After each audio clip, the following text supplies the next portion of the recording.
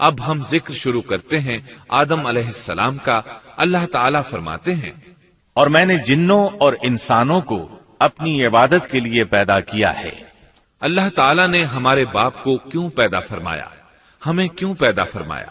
تاکہ ہم اس کی عبادت کریں، اگرچہ وہ عبادت کا محتاج نہیں، وہ تو بے نیاز ہے، البتہ ہم اس کے محتاج ہیں۔ اس کے اسماء بہترین اور حسین ہیں، وہ عالی شان صفات کا مالک ہے۔ اس نے اپنے ناموں کے آثار ظاہر کرنے کے لیے مخلوق کو پیدا فرمایا، رحمت کے آثار، قدرت کے آثار، جبر اور طاقت کے آثار اور حکمت کے آثار ظاہر کرنے کے لیے مخلوقات کو پیدا فرمایا، ورنہ وہ کسی چیز کا محتاج نہیں۔ آدم علیہ السلام کی تخلیق سے پہلے ہی اس بارے میں اللہ تعالیٰ کا فرشتوں سے مکالمہ ہوا۔ اللہ تعالیٰ نے فرمایا، اور جب تیرے رب نے فرشتوں سے کہا میں زمین میں ایک خلیفہ بنانے والا ہوں۔ خلیفہ سے مراد ہے نائب، اور یہ کہ اس کی نسل میں سے ہر ایک دوسرے کا خلیفہ ہوگا۔ جبکہ سیدنا ابو بکر صدیق رضی اللہ عنہ نبی اکرم صلی اللہ علیہ وسلم کے خلیفہ ہوئے، سو اللہ نے ایک خلیفہ بنانے کا ارادہ فرمایا جو زمین میں حکومت کرے اور اس کو آباد کرے۔ چنانچہ اللہ تعالیٰ نے فرمایا، اللہ تعالیٰ نے تمہیں زمین سے پیدا کیا اور اسی نے اس زمین میں تمہیں بسایا ہے۔ اللہ تعالیٰ کا ارادہ ہوا کہ زمین کو آباد کروائے، جبکہ جن اس قابل نہیں تھے، کیونکہ ان میں اس قدر عقل و دانش نہیں تھی کہ زمین کو پر رونق اور سرسبز و شاداب رکھ سکیں۔ علماء جنات کے بارے میں کہتے ہیں ان کا سب سے بڑا عقل مند جن انسانوں کے 10 سالہ بچے کے برابر عقل رکھتا ہے، اس لیے زمین کو آباد کرنے کی صلاحیت اللہ تعالیٰ نے انسان کو بخشی۔ اللہ نے انسان کو بہترین ڈھانچے اور حسین ترین شکل و صورت سے نوازا، پھر اپنی روح اس میں پھونکی۔ فرشتوں نے اس سے سوال کیا، ایسی مخلوق کو کیوں پیدا کرتا ہے جو زمین میں فساد کرے اور خون بہائے؟ اور ہم تیری تسبیح، حمد اور پاکیزگی بیان کرتے ہیں۔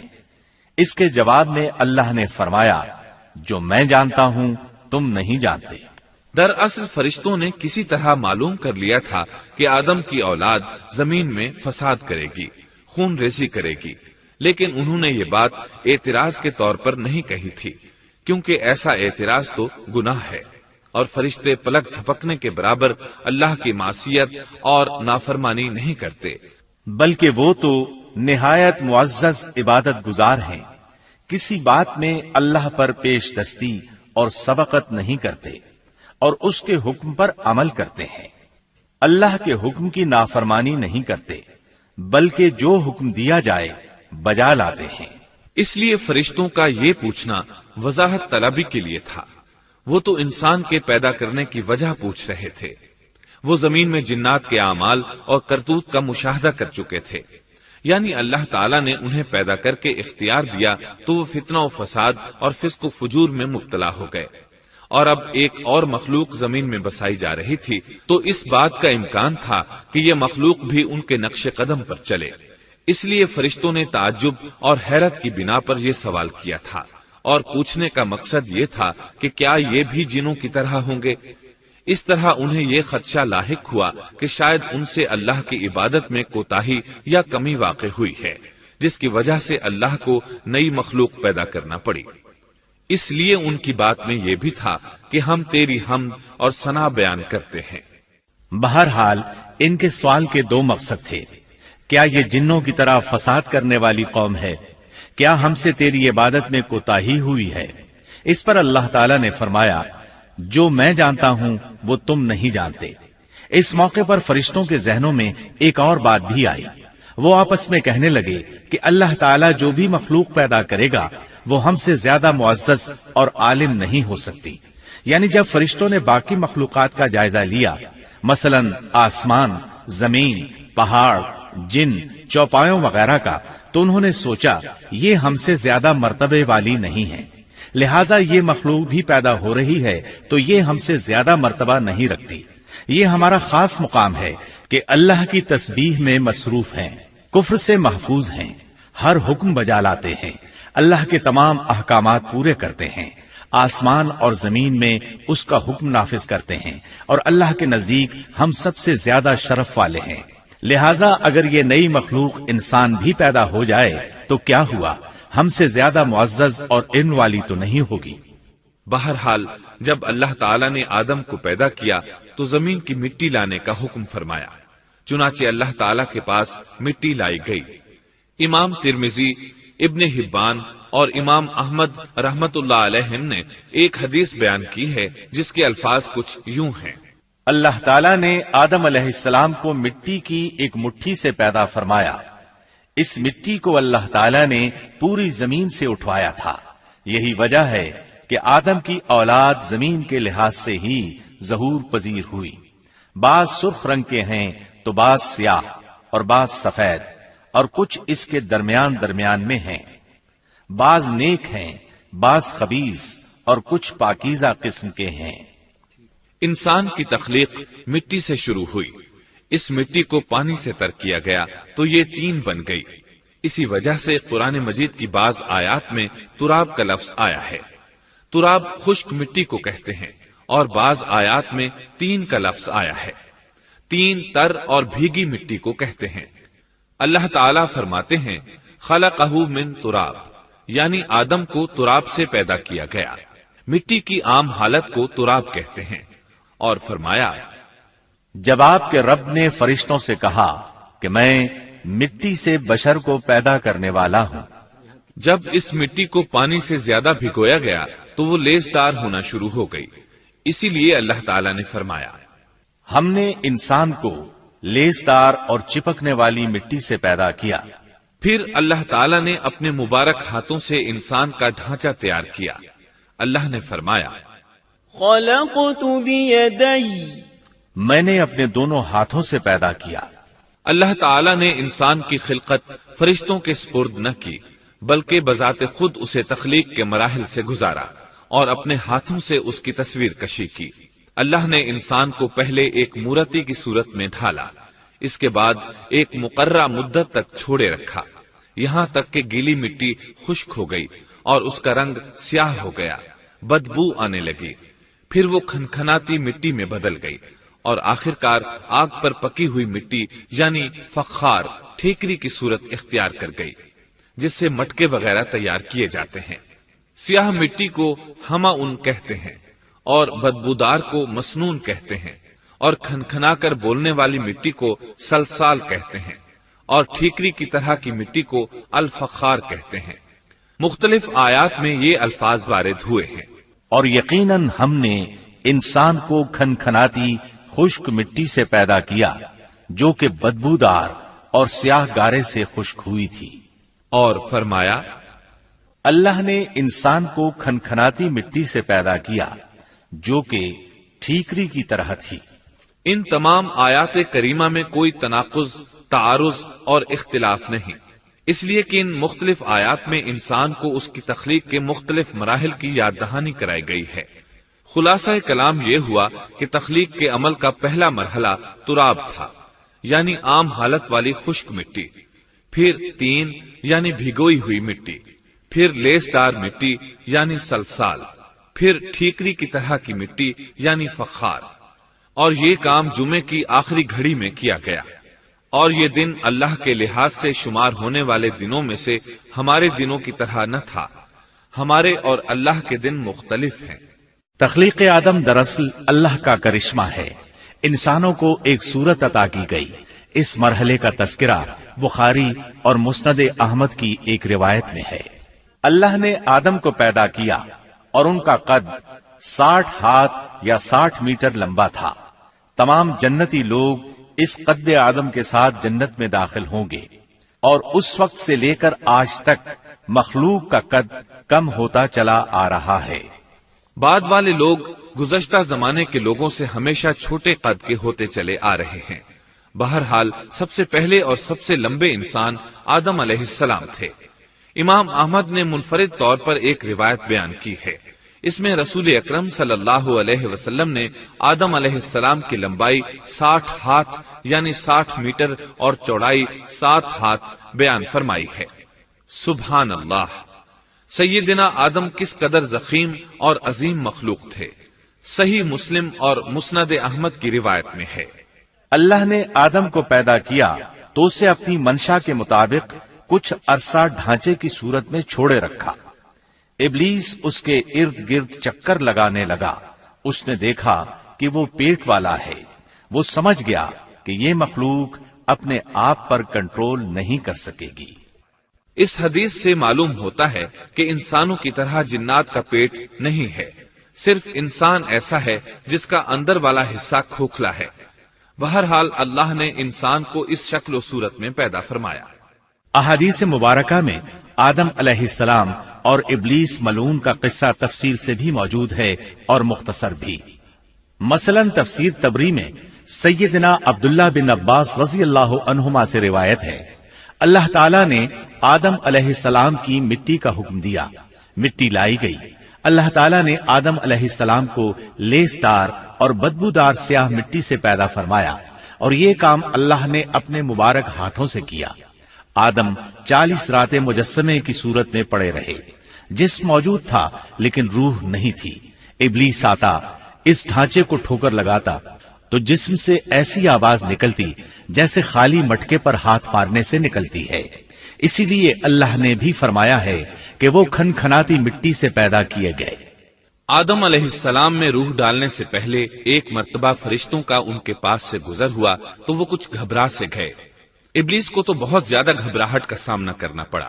وہ گزرتے ہوئے ٹھوکر مارتا اور کہتا، تجھے کسی خاص مقصد کے لیے پیدا کیا گیا ہے۔ یہ کہہ کر وہ آدم کے منہ میں داخل ہو جاتا اور کمر کے راستے باہر آ جاتا اور فرشتوں سے مخاطب ہو کر کہتا، اس سے گھبرانے کی کوئی ضرورت نہیں۔ اگر مجھے اس پر مسلط کر دیا گیا تو میں یقیناً اسے ہلاکت میں ڈال دوں گا، اور اگر اسے مجھ پر مسلط کر دیا گیا تو بلا شبہ میں اس کی نافرمانی کروں گا۔ اندازہ کیجئے وہ تعجب کر رہا ہے کہ انہیں کیوں پیدا کیا گیا ہے۔ اس کی آدم علیہ السلام سے دشمنی کس قدر پرانی ہے، گویا ابتدا ہی سے یہ عداوت پر ڈٹ گیا تھا۔ بہرحال اللہ نے آدم میں روح پھونکی۔ اس مضمون کو قرآن مجید میں جا بجا ذکر کیا گیا ہے۔ اللہ تعالیٰ فرماتے ہیں، جب میں اس کو ٹھیک ٹھاک کر لوں اور اس میں اپنی روح پھونک دوں تو تم سب اس کے سامنے سجدے میں گر پڑنا۔ ایک اور جگہ فرمایا، اللہ تعالیٰ کے نزدیک عیسیٰ علیہ السلام کی مثال ہو بہو آدم علیہ السلام کی مثال ہے۔ اللہ نے انہیں مٹی سے بنا کر کہا، ہو جا، وہ ہو گئے۔ اللہ نے آدم علیہ السلام کو مٹی سے پیدا کیا، اپنے ہاتھوں سے بنایا، پھر اس میں روح پھونکی۔ اس کا مفصل بیان احادیث میں موجود ہے۔ جب ان میں روح پھونکی گئی اور ابتدا میں روح جیسے ہی سر کے اندر داخل ہوئی، آدم علیہ السلام کو چھینک آ گئی۔ فرشتوں نے آدم علیہ السلام سے کہا، الحمدللہ کہیے۔ انہوں نے کہہ دیا۔ اللہ کی اس تعریف کے جواب میں اللہ تعالیٰ نے فرمایا، رحمک ربک، یعنی تجھ پر تیرا رب رحم فرمائے۔ سبحان اللہ، اللہ ذوالجلال والاکرام نے آدم علیہ السلام میں روح مکمل ہونے سے پہلے ہی انہیں اپنی رحمت سے سرفراز فرما دیا۔ بہرحال جب روح ان کی آنکھوں میں داخل ہوئی اور انہوں نے جنت کے پھلوں کو دیکھا تو ان میں غور و فکر کرنے لگے۔ جب روح پیٹ میں داخل ہوئی تو کھانے کی طلب محسوس ہوئی۔ ابھی روح ٹانگوں تک پہنچی نہیں اور کھانے کی خواہش پہلے ہی محسوس ہونے لگی۔ اس جلد بازی اور عجلت کی وجہ سے اللہ تعالیٰ نے فرمایا، انسان جلد باز مخلوق ہے۔ جب آدم علیہ السلام کو پیدا کر دیا گیا تو اللہ تعالیٰ نے ان کی پشت پر ہاتھ پھیرا۔ ہاتھ پھیرتے ہی ان کی پشت سے قیامت تک پیدا ہونے والے انسان باہر نکل آئے۔ آدم کی تمام اولاد ان کے سامنے ظاہر ہو گئی، اور یہ بات نہایت وضاحت اور صراحت کے ساتھ قرآن مجید اور احادیث مبارکہ میں موجود ہے۔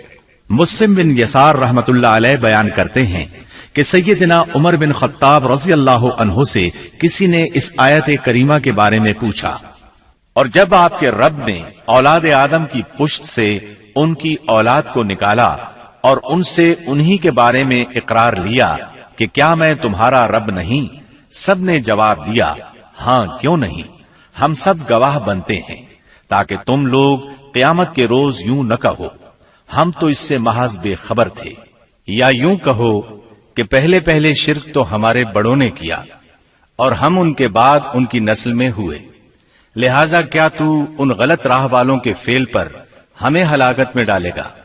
سیدنا عمر رضی اللہ عنہ نے اس شخص کے سوال کے جواب میں فرمایا، میں نے سنا ہے کہ رسول اللہ صلی اللہ علیہ وسلم فرما رہے تھے، اللہ نے آدم علیہ السلام کو پیدا کیا، پھر اپنے دائیں ہاتھ کو اس کی پشت پر پھیرا اور اس سے نسل انسانی کو باہر نکالا اور ان کی طرف اشارہ کر کے فرمایا، میں نے انہیں جنت کے لیے پیدا کیا ہے اور یہ جنت والوں کے اعمال کریں گے۔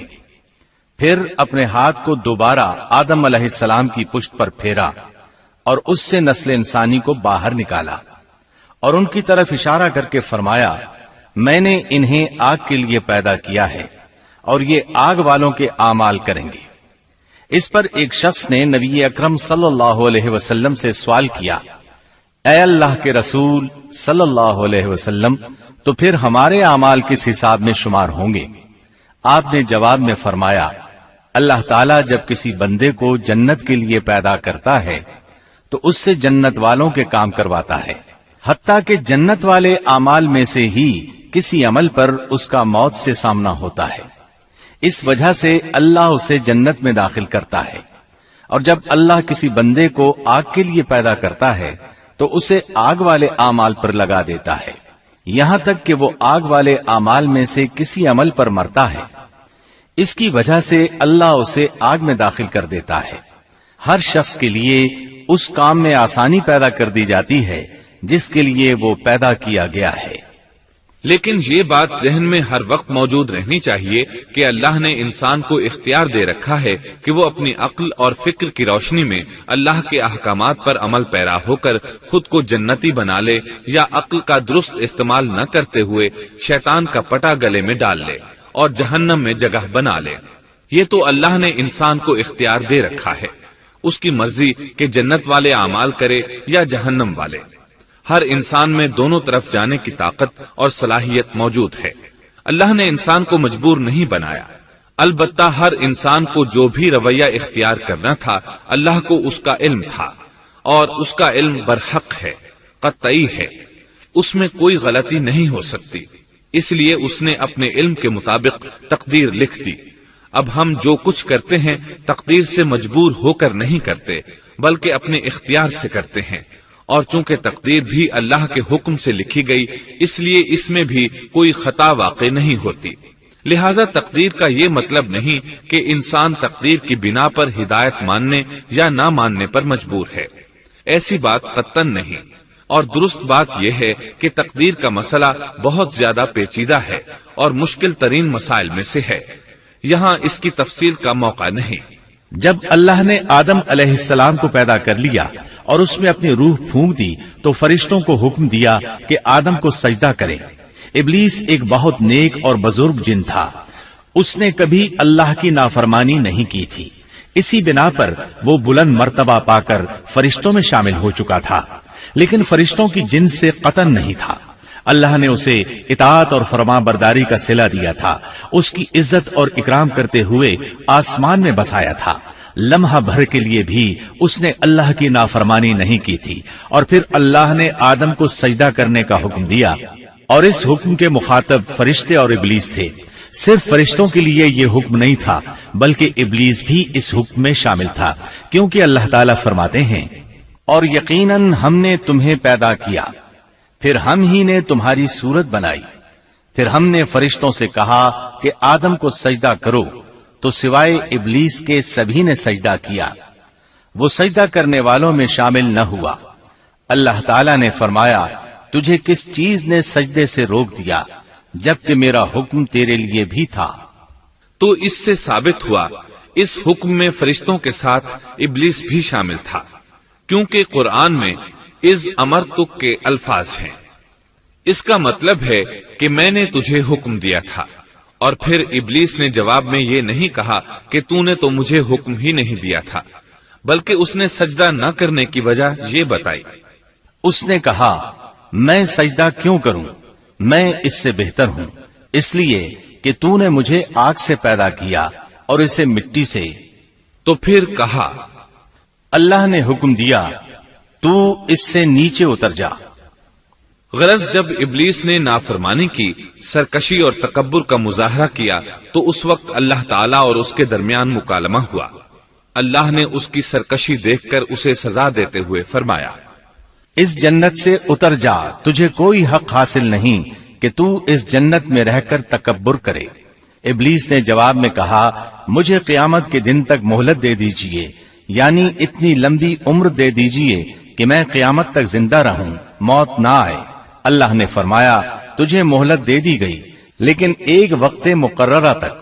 اور جب شیطان اس طرف سے مطمئن ہو گیا کہ اسے مہلت مل گئی، تب اس نے کہا، چونکہ تو نے مجھے گمراہ کر دیا ہے، اس وجہ سے میں قسم کھاتا ہوں کہ میں انسانوں کی گمراہی کے لیے تیرے سیدھے راستے پر بیٹھ جاؤں گا، پھر ان کے آگے سے، ان کے پیچھے سے، ان کے دائیں سے، ان کے بائیں سے، ان کے پاس آؤں گا، اور آپ ان میں سے اکثر لوگوں کو شکر گزار نہیں پائیں گے۔ اللہ تعالیٰ نے شیطان کا رد کرتے ہوئے فرمایا، یہاں سے ذلیل و خوار ہو کر نکل جا۔ ان میں سے جو شخص بھی تیرا حکم مانے گا، میں ایسے تمام گمراہوں سے جہنم کو بھر دوں گا۔ جو انسان بھی تیرا پیروکار بنے گا، وہ جہنم کا مستحق اور حقدار ٹھہرے گا۔ قرآن مجید میں دوسرے مقامات پر بھی اس گفتگو کو نئے پیرائے میں دہرایا گیا ہے۔ مثلاً اللہ نے فرمایا، یقیناً ہم نے انسان کو کھنکھناتی مٹی سے پیدا فرمایا ہے، جو کہ سڑے ہوئے گارے کی تھی، اور اس سے پہلے ہم نے جنات کو لو والی آگ سے پیدا کیا۔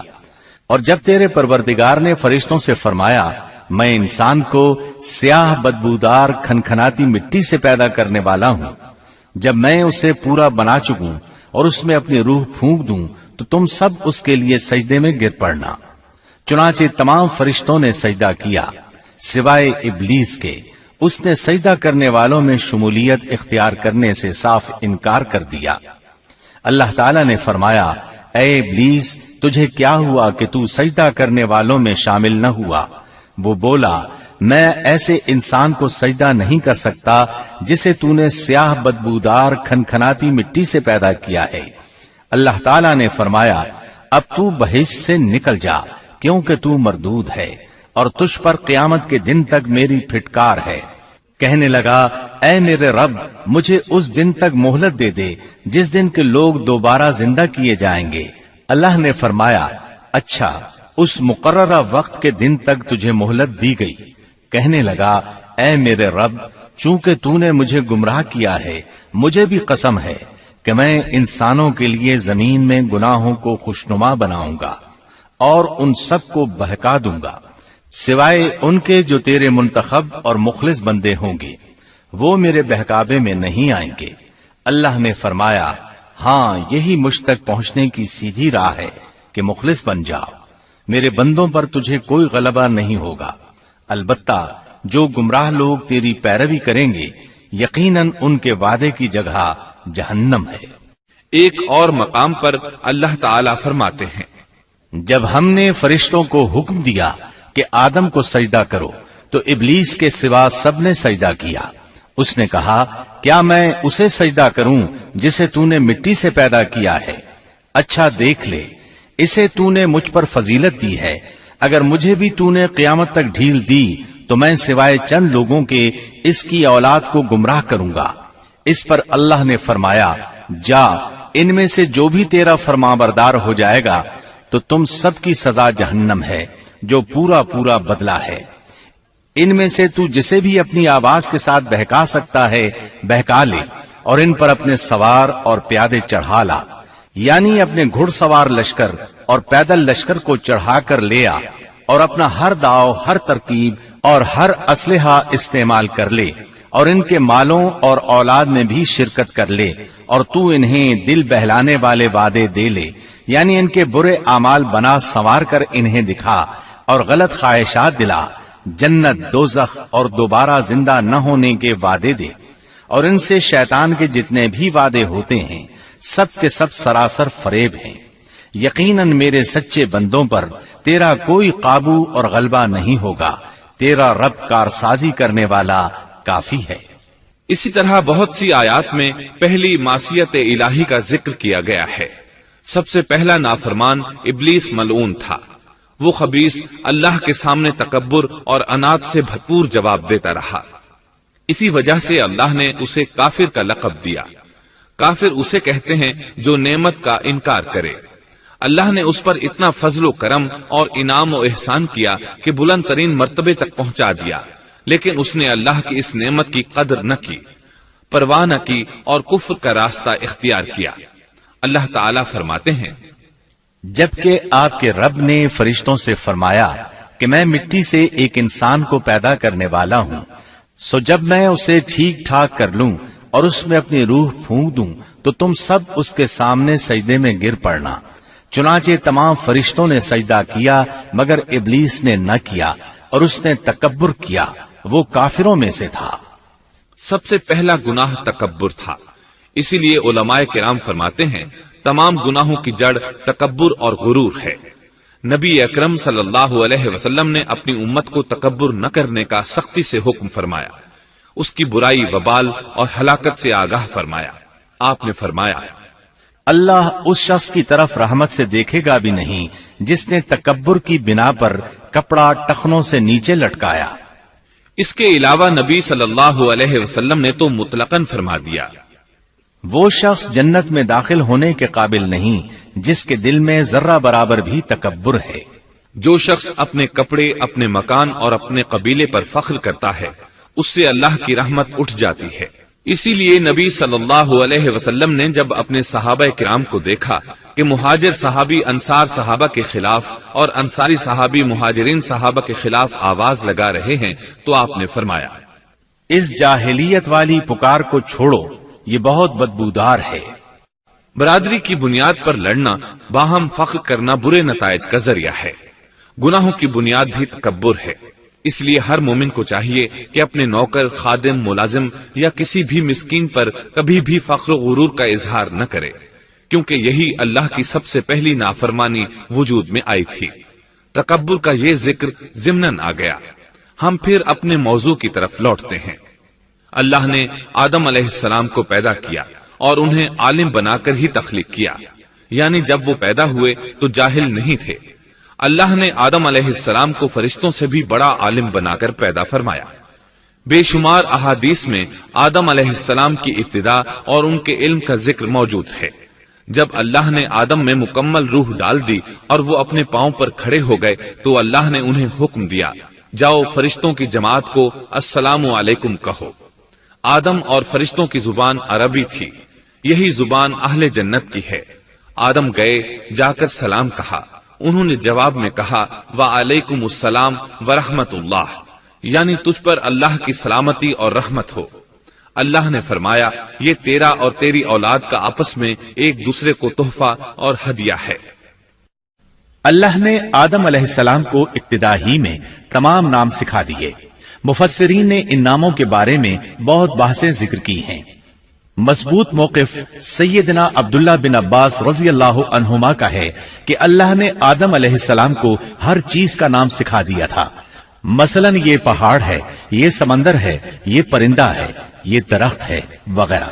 وہ آسمان اور زمین کی ہر چیز کا نام جانتے تھے۔ یہ علم کیسا تھا، انسان نے کس طرح ہر چیز کا نام پہچان لیا۔ یقیناً اللہ انسان میں یہ طاقت پیدا کر سکتا ہے کہ وہ ہر علم کا احاطہ کر سکے۔ اللہ نے آدم علیہ السلام کو ہر چیز کا نام اور اس کی صنعت اور کام بھی معلوم کرا دیا۔ آگ، لوہے، لکڑی، غرض ہر چیز کا نام اور استعمال ذہن میں ڈال دیا۔ وہ کس قدر عظیم علم سے بہرور ہوئے، سبحان اللہ۔ بہرحال اللہ نے آدم علیہ السلام کو صرف شکل و صورت اور تخلیق ہی میں بلند مرتبہ عطا نہیں کیا تھا، بلکہ عقل و علم کے لحاظ سے بھی بلند درجے اور مقام پر فائز کیا تھا، جیسا کہ اللہ تعالیٰ فرماتے ہیں، اللہ نے آدم علیہ السلام کو ہر چیز کا نام سکھا دیا، پھر ان چیزوں کو فرشتوں پر پیش کیا اور فرمایا، مجھے ان چیزوں کے نام بتاؤ اگر تم سچے ہو۔ مطلب یہ کہ تم اپنے دعوے میں کہاں تک سچے ہو؟ جب آدم کی تخلیق ہوئی تو تم نے کہا تھا اللہ جو چاہے پیدا کر لے، قسم ہے وہ ہم سے زیادہ معزز اور عالم نہیں ہوگا۔ اس دعوے میں اگر تم سچے ہو تو ذرا ان اشیاء کے نام تو بتاؤ۔ اللہ تعالیٰ نے آدم علیہ السلام کا زیادہ معزز ہونا، مکرم ہونا اور علم و معرفت والا ہونا واضح کرنے کے لیے فرشتوں کو حکم دیا کہ آدم علیہ السلام کو سجدہ کریں۔ یہ سجدہ تعظیمی تھا، عبادت والا سجدہ نہیں تھا۔ سجدہ تعظیمی پہلے وقتوں میں جائز تھا، لیکن اب حرام ہے۔ اسی لیے تو یعقوب علیہ السلام، ان کی بیوی اور 11 بیٹوں نے یوسف علیہ السلام کو سجدہ کیا تھا۔ بہرحال فرشتوں نے آدم علیہ السلام کو سجدہ کیا۔ اس سے معلوم ہو جاتا ہے کہ کون زیادہ عزت اور عظمت والا ہے۔ یقیناً آدم علیہ السلام زیادہ شرف اور منزلت کے حقدار ٹھہرے۔ جب اللہ تعالیٰ نے ان کی عزت، تکریم اور تعظیم ثابت فرما دی، تب علم و معرفت میں ان کی برتری ثابت کرنے کے لیے فرمایا، اگر تم اپنے قول میں سچے ہو تو ان چیزوں کے نام بتاؤ۔ تب فرشتوں نے کہا، فرشتے کہنے لگے، اے اللہ تو پاک ہے، ہمیں تو صرف اتنا ہی علم ہے جتنا تو نے ہمیں سکھا رکھا ہے، مکمل حکمت و علم والا تو ہی ہے۔ اللہ تعالیٰ نے آدم علیہ السلام سے فرمایا، اے آدم تم ان فرشتوں کو ان چیزوں کے نام بتاؤ۔ آدم ہر چیز کا نام بتانے لگے، کسی جگہ بھی انہوں نے غلطی نہیں کی۔ جب انہوں نے فرشتوں کو تمام چیزوں کے نام بتا دیے تو اللہ تعالیٰ نے فرشتوں کو مخاطب کر کے کہا، کیا میں نے تمہیں پہلے ہی نہیں کہہ دیا تھا کہ زمین اور آسمان کا غیب میں ہی جانتا ہوں، اور میرے علم میں ہے جو تم ظاہر کر رہے ہو اور جو چھپا رہے ہو۔ یہاں ذہن میں سوال ابھرتا ہے کہ فرشتے کیا چھپا رہے تھے؟ وہ راز والی بات یہی تھی کہ اللہ ہم سے زیادہ معزز اور عالم مخلوق پیدا نہیں کرے گا۔ واضح رہے، ہم آپ کو صرف واقعات ہی نہیں سنا رہے، صرف سیرت اور تاریخ ہی بیان نہیں کر رہے، بلکہ قرآن بھی پڑھ پڑھ کر سنا رہے ہیں۔ اور قرآن کو اس وقت تک سمجھنا محال ہے جب تک کہ ان واقعات کی تفصیل موجود نہ ہو۔ خیر، اس کے بعد اللہ تعالیٰ نے اماں حوا کو پیدا فرمایا۔ انہیں آدم علیہ السلام کے فوراً بعد پیدا نہیں فرمایا، بلکہ آدم علیہ السلام نے کافی عرصہ جنت میں تنہا بسر کیا، اور حدیث میں ہے کہ وہ وحشت محسوس کرتے تھے، تنہائی کو شدت سے محسوس کرنے لگے تھے۔ آخر کار ایک روز جب وہ سو رہے تھے تو اللہ تعالیٰ نے ان کی بائیں پسلی سے اماں حوا علیہ السلام کو پیدا فرمایا اور آدم علیہ السلام کا ہم سفر بنا دیا۔ اللہ فرماتے ہیں، اے لوگو اپنے اس پروردگار سے ڈر جاؤ جس نے تم سب کو ایک ہی جان سے پیدا کر ڈالا، اور اس جان یعنی آدم علیہ السلام سے ان کی بیوی کو پیدا کیا۔ آدم علیہ السلام کے وجود ہی سے حوا کا وجود بنایا گیا، وہ کوئی الگ مخلوق نہیں تھی۔ جب آدم علیہ السلام بیدار ہوئے تو انہوں نے اپنے قریب ایک عورت کو بیٹھے دیکھا۔ پوچھنے لگے، تم کون ہو؟ حوا علیہ السلام نے کہا، عورت۔ آدم علیہ السلام نے پھر پوچھا، تجھے کس لیے پیدا کیا گیا ہے؟ وہ بولی، آپ کے لیے، تاکہ آپ مجھ سے سکون اور انس حاصل کریں۔ جب فرشتوں نے آدم علیہ السلام کو ایک عورت سے باتیں کرتے دیکھا تو کہنے لگے، اب ایک اور نئی مخلوق پیدا کی گئی ہے۔ آدم علیہ السلام نے ان مخلوقات کا نام تو بتا دیا تھا جو مشہور و معروف تھیں، ان کا نام پوچھنا چاہیے۔ انہوں نے آدم علیہ السلام سے سوال کیا، انہوں نے فوراً جواب دیا، حوا، اس لیے کہ اللہ نے تو آپ کو ہر چیز کا نام سکھا دیا تھا۔ فرشتوں نے کہا، ان کا نام حوا کیوں رکھا گیا ہے؟ آدم علیہ السلام نے جواب دیا، اس لیے کہ اسے ایک زندہ چیز سے پیدا کیا گیا ہے، حیات کی نسبت سے حوا نام رکھا گیا۔ مسلم شریف میں ہے، سیدنا ابو ہریرہ رضی اللہ عنہ روایت کرتے ہیں کہ رسول اللہ صلی اللہ علیہ وسلم نے فرمایا، جو شخص اللہ اور آخرت کے دن پر ایمان رکھتا ہے، جب وہ کسی معاملے کے لیے حاضر ہو تو بھلائی والی بات کرے یا خاموش رہے، اور عورتوں کے بارے میں بھلائی کی وصیت حاصل کر لو، یعنی ان کے ساتھ اچھا سلوک کرو، کیونکہ عورت پسلی سے پیدا کی گئی ہے اور پسلی میں زیادہ ٹیڑھا حصہ اوپر والا حصہ ہوتا ہے۔ اگر تم اس کو سیدھا کرنا چاہو گے تو توڑ ڈالو گے، اور اگر اس کو چھوڑ دو گے تو وہ اسی طرح ہمیشہ ٹیڑھی رہے گی۔ عورتوں کے بارے میں بھلائی کی وصیت حاصل کر لو۔ مطلب یہ کہ اسی حالت میں گزر بسر کرو، عورتوں کے بارے میں بھلائی کی وصیت حاصل کر لو۔ اس حدیث کا مطلب یہ ہے کہ عورتوں پر جبر کر کے زبردستی ان کی طبیعت کو بدلا نہیں جا سکتا، اور عورت ذات کو نہایت نرمی اور پیار سے رکھو۔ ان کی طبیعتوں میں ٹیڑھا پن ہے، وہ کبھی جذبات سے مغلوب ہو جاتی ہے اور عقل کھو بیٹھتی ہے۔ اگر کوئی اسے سیدھا کرنا چاہے تو اس سے لا تعلقی، دوری اور طلاق کی نوبت آ جائے گی۔ اگر اسے چھوڑ دو گے تو ٹیڑھا پن برقرار رہے گا۔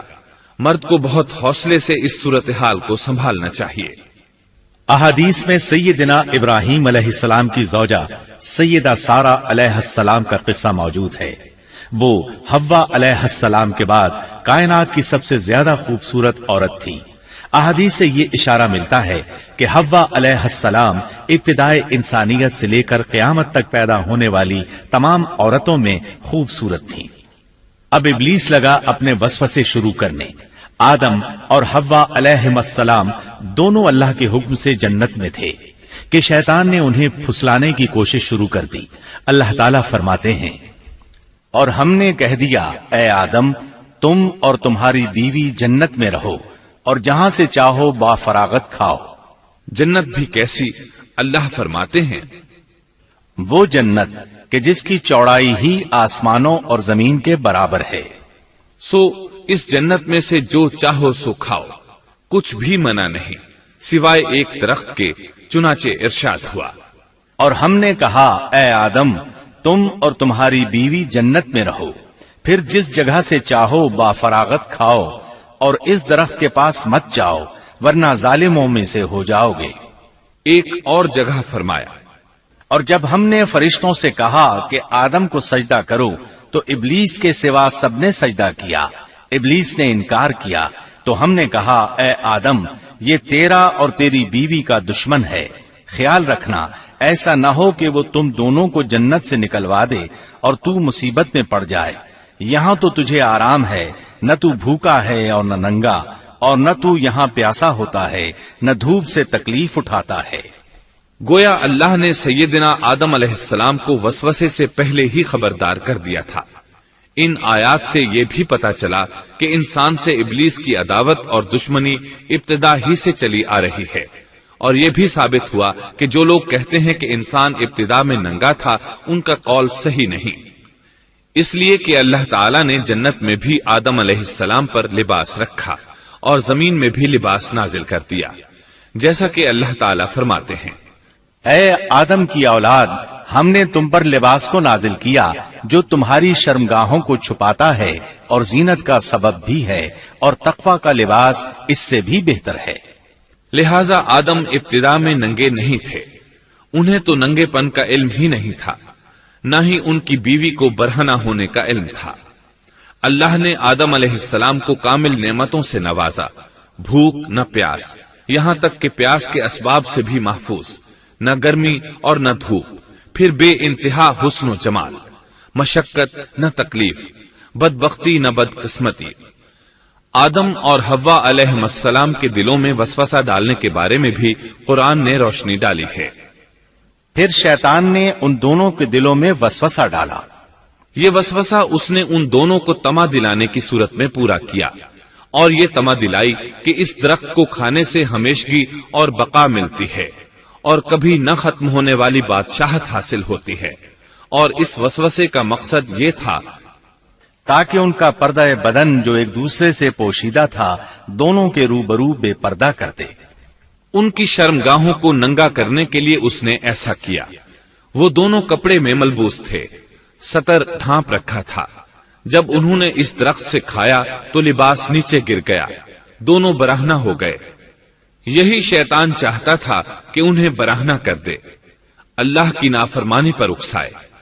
ارشاد ہوتا ہے، شیطان نے انہیں وسوسہ ڈالا، کہنے لگا اے آدم کیا میں تجھے دائمی زندگی کا درخت اور وہ بادشاہت نہ بتلا دوں جو کبھی پرانی نہ ہو؟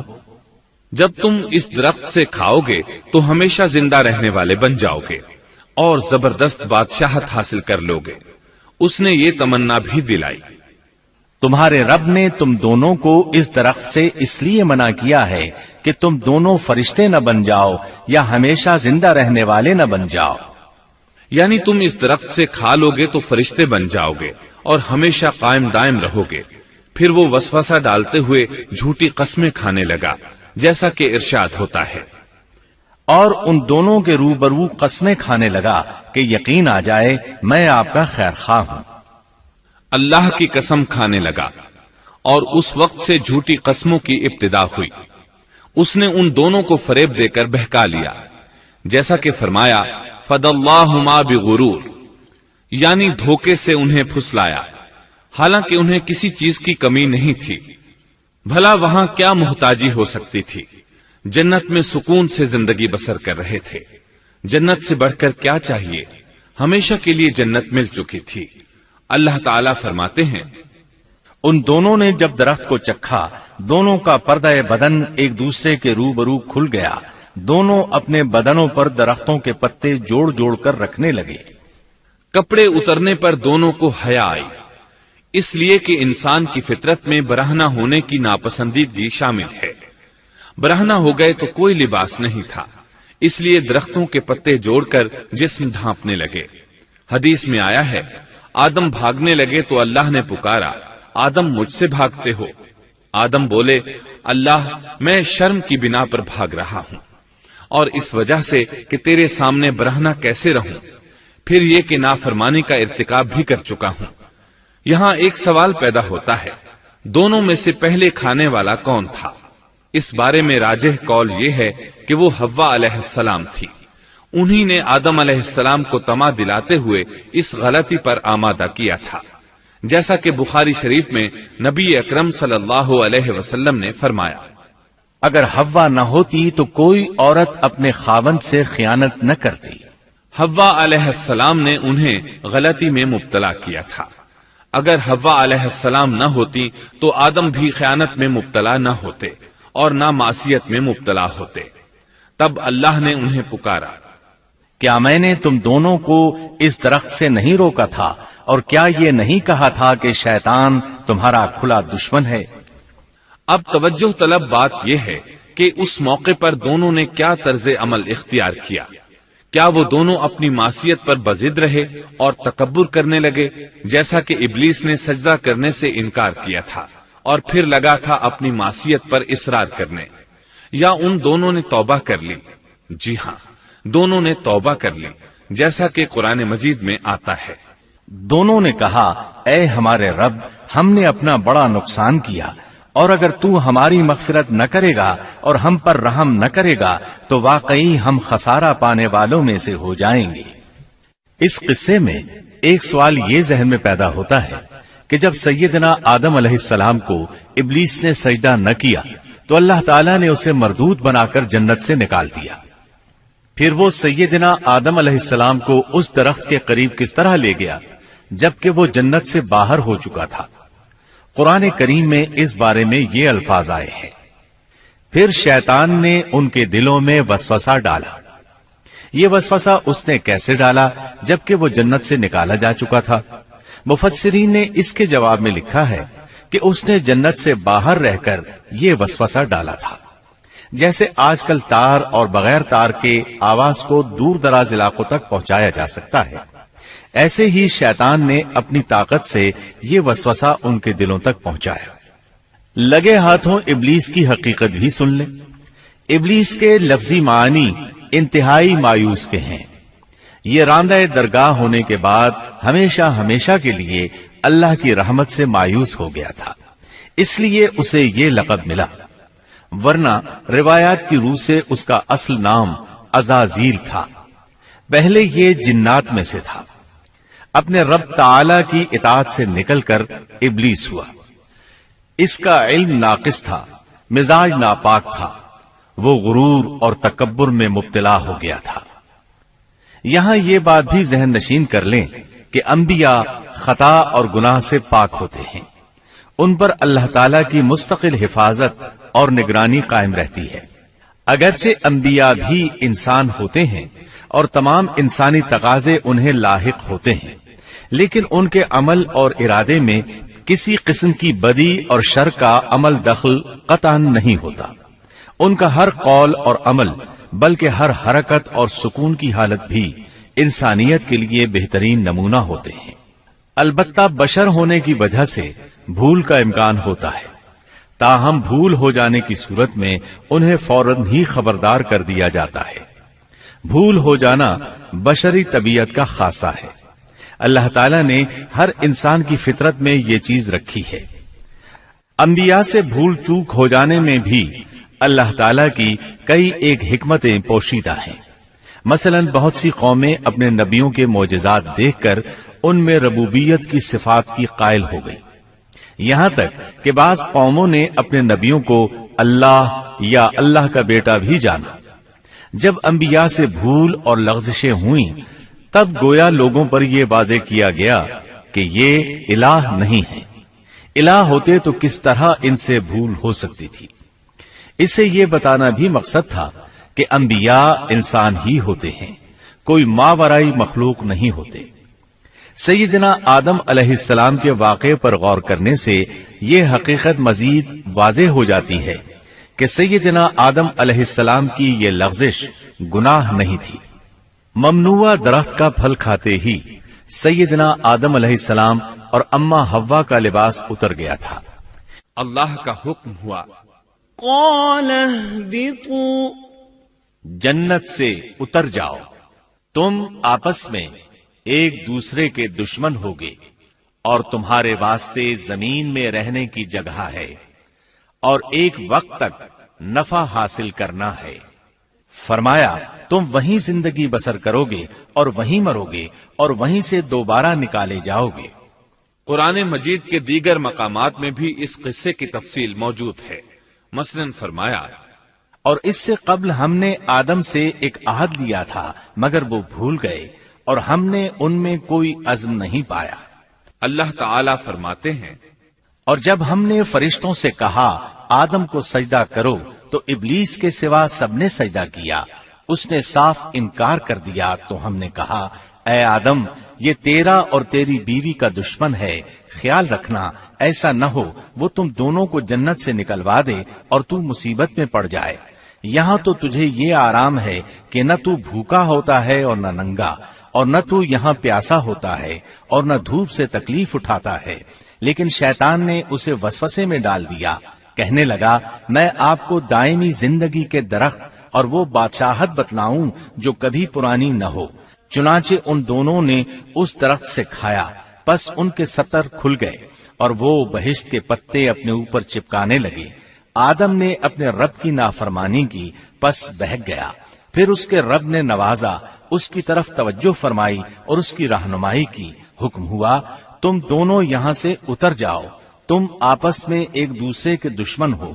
اب تمہارے پاس جب کبھی میری طرف سے ہدایت پہنچے تو جو میری ہدایت کی پیروی کرے نہ تو وہ بہکے گا نہ تکلیف میں پڑے گا، ہاں جو میری یاد سے روگردانی کرے گا اس کی زندگی تنگی میں رہے گی اور بروز قیامت ہم اسے اندھا کر کے اٹھائیں گے۔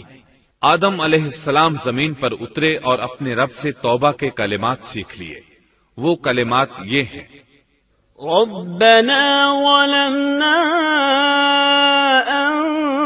أنفسنا وإن لم تغفر لنا وترحمنا لنكونن من الخاسرين۔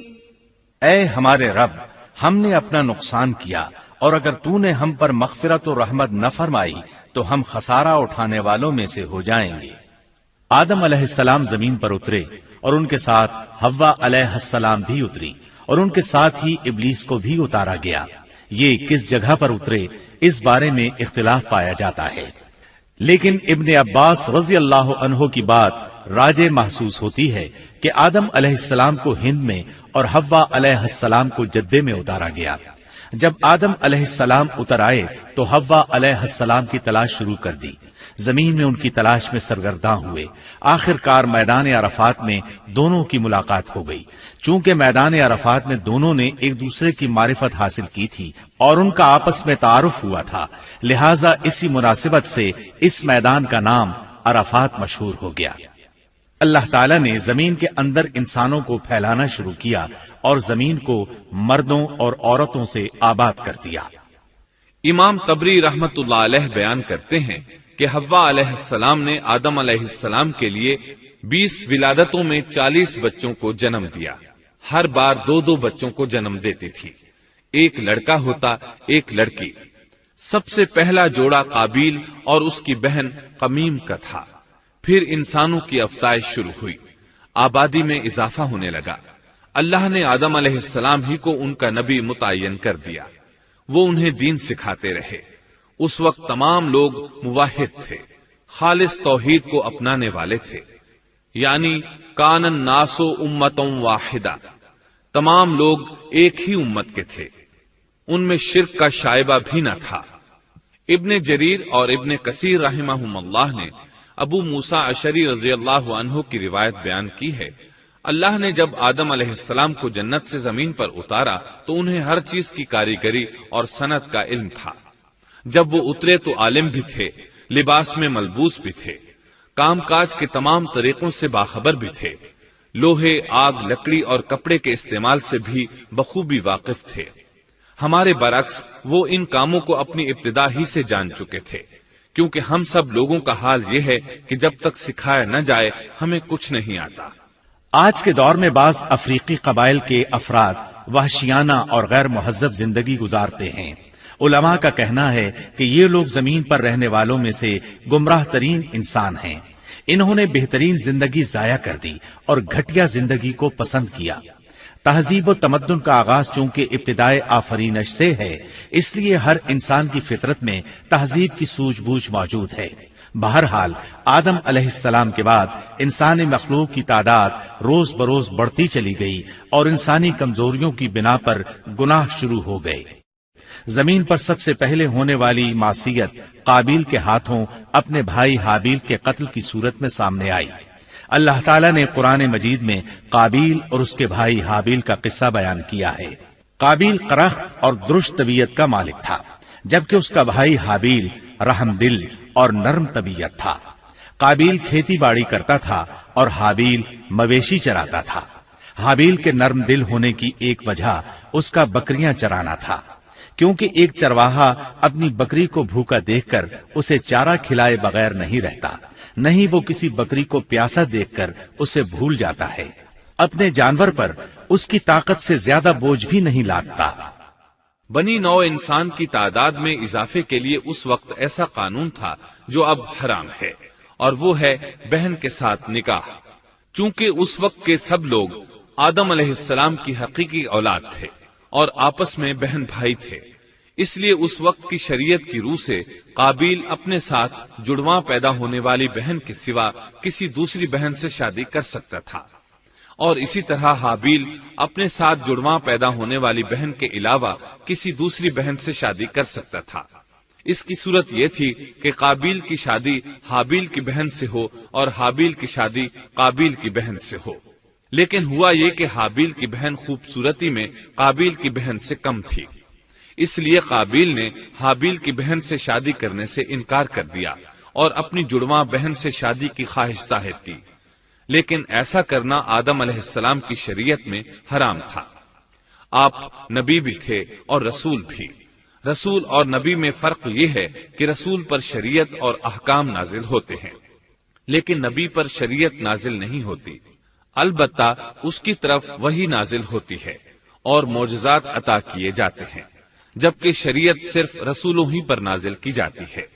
آدم علیہ السلام بھی چونکہ رسول تھے، اس لیے ان کی شریعت میں یہ قانون تھا کہ کوئی شخص اپنے ساتھ جڑواں پیدا ہونے والی بہن کے ساتھ شادی نہیں کر سکتا۔ قابیل اس شرعی حکم کی وجہ سے غضبناک ہو گیا، اس نے تعجب کا اظہار کرتے ہوئے اس قانون کو ماننے سے انکار کر دیا۔ آدم علیہ السلام نے ان دونوں کے درمیان فیصلہ کرتے ہوئے انہیں حکم دیا کہ دونوں اللہ کے حضور ایک ہدیہ پیش کریں۔ ہدیہ اس جانور کو کہتے ہیں جسے اللہ کے نام پر ذبح کر کے فقراء میں تقسیم کر دیا جائے۔ اس سے مقصود اللہ کے لیے اپنی نیت کو خالص کرنا ہوتا ہے۔ اس عمل کو قربانی کہا جاتا ہے۔ آدم علیہ السلام کے زمانے میں قربانی کا جو قانون تھا اس کے قبول ہونے کی نشانی طے تھی، اور وہ یہ کہ آسمان سے ایک آگ نمودار ہوتی اور اس قربانی کو جلا دیتی۔ اس کا مطلب تھا قربانی قبول ہو چکی ہے، اور اگر آگ قربانی کو نہ جلاتی تو سمجھ لیا جاتا کہ قربانی قبول نہیں ہوئی۔ آخر قربانی کا دن آ پہنچا۔ حابیل نے اپنے مویشیوں میں سے ایک بہترین جانور لیا اور قربان گاہ میں لا کر اللہ کے حضور پیش کر دیا۔ दूसरी तरफ काबिल ने अपनी खेती के गल्ले में से रद्दी किस्म का गल्ला कुर्बानी के लिए पेश किया। दूसरे दिन दोनों कुर्बान गाह पहुंचे तो उन्होंने देखा कि हाबिल की कुर्बानी कबूल हो चुकी है, जबकि काबिल की कुर्बानी को आग ने छुआ तक नहीं था। ये देखकर काबिल हाबिल पर गजबनाक हुआ। शैतान ने भी उसे वसवसे में मुब्तला किया कि अपने भाई को कत्ल कर दे। उसने अपने भाई हाबिल को जान से मार डालने का पुख्ता इरादा कर लिया। उस वक्त तक रूए जमीन पर कोई इंसान कत्ल नहीं हुआ था। इंसानी तारीख में यह पहला कत्ल है जिसका इर्तिकाब काबिल ने किया। वो अपने भाई हाबिल के पास गया और उससे बोला, मैं तुझे कत्ल कर दूंगा। जवाब में हाबिल ने कहा, अगर तू मुझे कत्ल करने की कोशिश करेगा तो मैं अपने दिफा में हाथ नहीं उठाऊंगा, इसलिए कि मैं चाहता हूं तू अपने दीगर गुनाहों के साथ मेरे कत्ल का गुनाह भी उठा ले, तेरे गुनाह ज्यादा हो जाएं। चुनाचे एक तारीख रात में हाबिल सोया हुआ था कि काबिल एक बड़ा सा पत्थर उठाकर उसके पास आया। उसने वो पत्थर अपने भाई के सर पर दे मारा। इस तरह उसने हाबिल को कत्ल कर दिया। रूए जमीन पर कत्ल की इब्तिदा कर दी, जमीन को पहले खून से रंग दिया। तारीख इंसानी में ये सबसे पहला जुर्म था जो काबिल के हाथों हुआ। कत्ल तो वो कर बैठा, अब हैरान और परेशान हुआ कि उसकी लाश का क्या करे। उस वक्त तक नस्ल इंसानी मौत से भी दो चार नहीं हुई थी। आदम अलैहिस्सलाम की औलाद में से उस वक्त तक कोई फौत नहीं हुआ था, इसलिए काबिल को मालूम नहीं था कि मुर्दे के साथ क्या किया जाए। इसी कशमकश के आलम में उसने भाई की लाश को कमर पर उठा लिया और चल पड़ा। चला जा रहा था कि अल्लाह ने दो कव्वे भेजे। दोनों कव्वे आपस में लड़ पड़े, एक ने दूसरे को हलाक कर दिया। अब जिंदा कव्वा मिट्टी खोदने लगा। इस तरह उसने एक गड्ढा तैयार कर लिया, मुर्दा कव्वे को उसमें रखा और ऊपर मिट्टी डाल दी। इस तरह काबिल को दफन का तरीका मालूम हुआ। उसने भी गड्ढा खोदा और हाबिल की लाश को उसमें दबा दिया। वो अपने किए पर नादिम जरूर था, लेकिन उसने अल्लाह से मुआफी न मांगी, जबकि इंसान के लिए जरूरी है कि उससे कोई गुनाह हो जाए तो अल्लाह से मुआफी मांगे। काबिल और हाबिल के दरमियान जो मुकालमा हुआ, अल्लाह ताला ने उसका जिक्र सूरह माइदा आयत 27 ता 29 में किया है। अल्लाह फरमाते हैं, आदम अलैहिस्सलाम के दोनों बेटों का खरा खरा हाल भी इन्हें सुना दो। उन दोनों ने एक नजराना पेश किया। उनमें से एक की नजर तो कबूल हो गई और दूसरे की कबूल न हुई, तो वो कहने लगा, मैं तुझे मार ही डालूंगा। उसने कहा, अल्लाह तकवे वालों ही का अमल कबूल करता है। गो तू मेरे कत्ल के लिए दस्तराजी करे, लेकिन मैं तेरे कत्ल के लिए हरगिज अपना हाथ नहीं बढ़ाऊंगा। मैं तो अल्लाह ताला परवरदिगार आलम से खौफ खाता हूँ। मैं तो चाहता हूँ कि तू मेरा गुनाह और अपना गुनाह अपने सर पर रख ले और दोज़खियों में शामिल हो जाए। जालिमों का यही बदला है। इसका मतलब ये था कि तेरे और गुनाहों के साथ मेरे कत्ल का गुनाह भी तेरे जिम्मे लगे और तू जालिमों में से हो जाए। हाबिल के कत्ल के बाद काबिल पर जो गुजरी, उसका जिक्र अल्लाह ने सूरह माइदा आयत 30 और 31 में किया है। बस उसे उसके नफ्स ने अपने भाई के कत्ल पर आमादा कर दिया और उसने उसे कत्ल कर डाला। इससे वो नुकसान वालों में से हो गया। फिर अल्लाह ताला ने एक कव्वे को भेजा जो जमीन खोद रहा था, ताकि उसे दिखाए कि वो किस तरह अपने भाई की नाश को छुपा सकता है। वो कहने लगा, हाय अफसोस, क्या मैं ऐसा करने से भी गया गुजरा हो गया कि इस कव्वे की तरह अपने भाई की लाश को दफना देता। फिर तो बड़ा ही पशेमान और शर्मिंदा हुआ।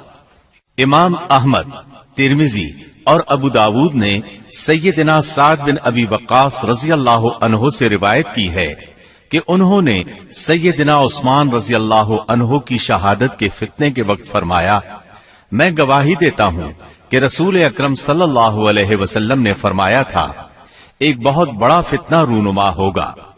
उसमें बैठने वाला खड़े होने वाले से बेहतर होगा और खड़ा होने वाला चलने वाले से बेहतर होगा और चलने वाला दौड़ने वाले से बेहतर होगा। किसी ने कहा, अगर कोई मेरे घर में दाखिल होकर मेरी तरफ हाथ बढ़ाए ताकि वो मुझे कत्ल कर दे, तो आप सल्लल्लाहु अलैहि वसल्लम ने फरमाया, तू आदम अलैहिस्सलाम के बेटे की तरह कत्ल हो जा। यानी इस फितने में कत्ल हो जाना حابیل کی سنت پر عمل کرتے ہوئے خود ہاتھ نہ اٹھانا، قاتل کہلانے کی بجائے مقتول ہونے کو پسند کرنا۔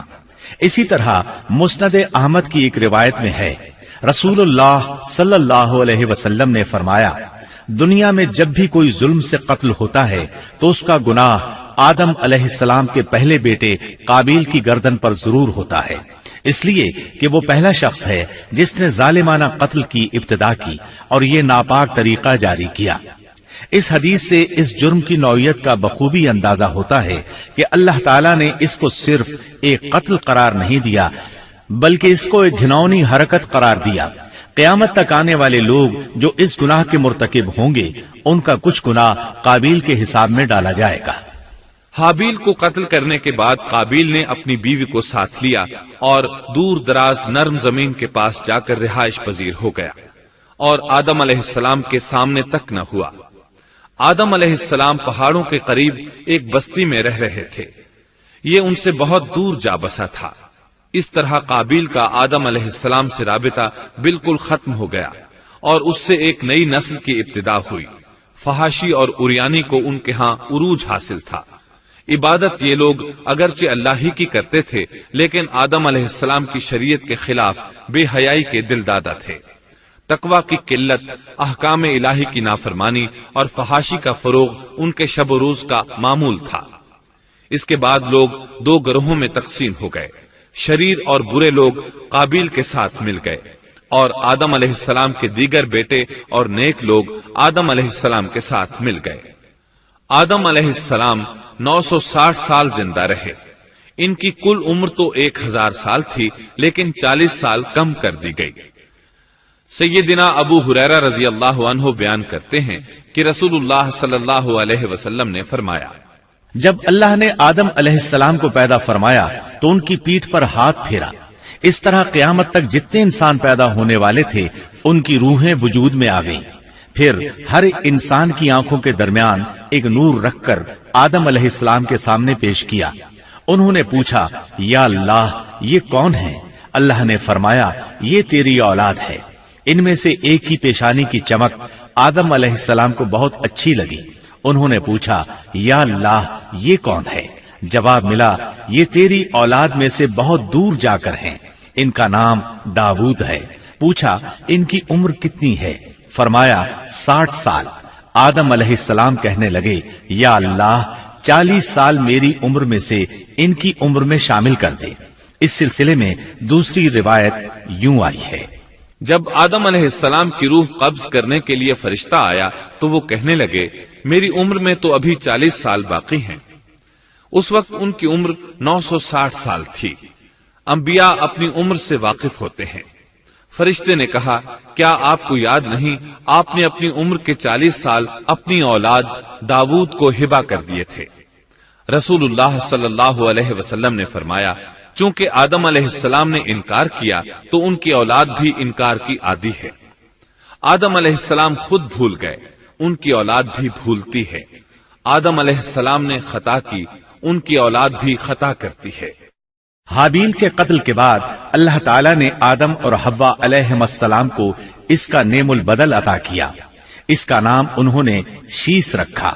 شیس کا مطلب ہے اللہ کا دیا ہوا تحفہ۔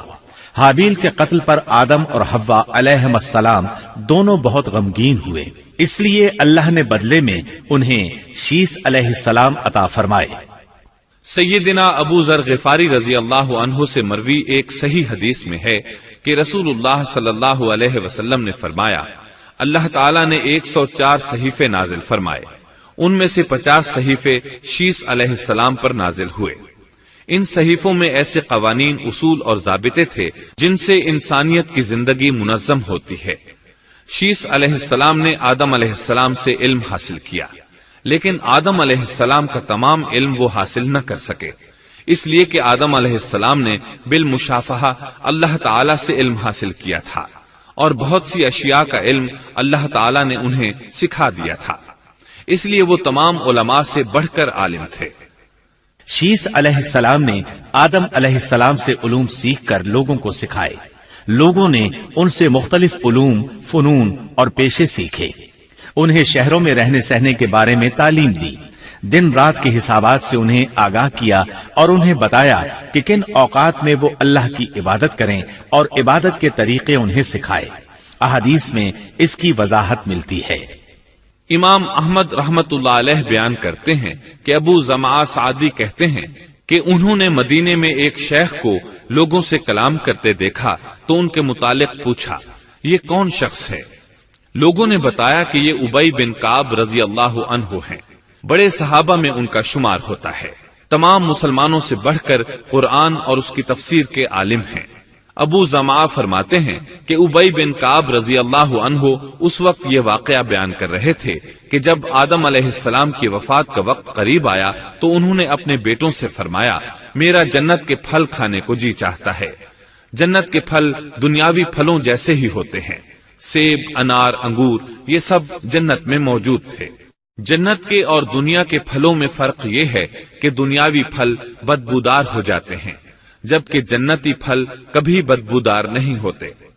इसी तरह दुनियावी फलों का जायका आर्जी होता है जबकि जन्नती फलों का जायका हमेशा बरकरार रहता है। इसलिए आदम अलैहिस्सलाम ने चाहा कि वो जन्नत के फल खाएं। चुनाचे उनके बेटे तलाश में निकल गए। उन्होंने अपने साथ कुल्हाड़े, कुदालें और टोकरियां ले ली। रास्ते में उन्हें फरिश्ते मिले। उनके पास आदम अलैहिस्सलाम का कफन और खुशबू वगैरह थी। उन्होंने पूछा, आदम के बेटो, किस चीज की तलाश में हो? कहां जा रहे हो? उन्होंने जवाब में कहा, हमारे वालिद मरीज हैं, उन्हें जन्नत के फलों की ख्वाहिश है। फरिश्ते उनके सामने इंसानी शक्ल में आए थे। उनकी बात सुनकर बोले, वापस जाओ, तुम्हारे वालिद फौत होने के करीब हैं। अब उनमें इतनी ताकत नहीं रही कि फल खा सकें। जब फरिश्ते आदम अलैहिस्सलाम की रूह कब्ज करने के लिए आए तो हव्वा अलैहिस्सलाम ने उन्हें पहचान लिया। वो बुलंद आवाज से आदम अलैहिस्सलाम को पुकारने लगी। उनके साथ चिमड़ गईं। आदम अलैहिस्सलाम बोले, मुझसे अलग हो जाओ, पहले भी मुझे तुम्हारी वजह से मुसीबत पहुंची थी। मेरे और मेरे रब के फरिश्तों के दरमियान से हट जाओ। फिर फरिश्तों ने आदम अलैहिस्सलाम की रूह कब्ज की, उन्हें गुस्ल दिया, कफन पहनाया, खुशबू लगाई, आपकी कब्र खोदी। फिर उन्होंने आदम अलैहिस्सलाम की नमाज जनाजा अदा की। उसके बाद उन्हें कब्र में उतारा, फिर ऊपर मिट्टी डाल दी और बोले, आदम के बेटो, तुम्हारे लिए यही तरीका है। उस वक्त तक लोग कफन दफन के अहकामात से वाकिफ नहीं थे। उन्हें इल्म न था कि काबिल ने अपने भाई को कैसे दफन किया था। इसलिए फरिश्तों को भेजा गया ताकि तदफीन का तरीका बता दें। तो इस तरह इंसान को दफन करने का तरीका मालूम हुआ जो फरिश्ते लेकर आए थे। आदम अलैहिस्सलाम ने अपनी 960 साल की मुकम्मल जिंदगी में सिवाय उस दरख्त का फल खाने के और कोई खता नहीं की। आपकी वफात के 1 साल बाद हव्वा अलैहिस्सलाम भी वफात पा गईं। ये था हमारे बाप सैयदिना आदम अलैहिस्सलाम का उसवा और सीरत तैयबा का हाल।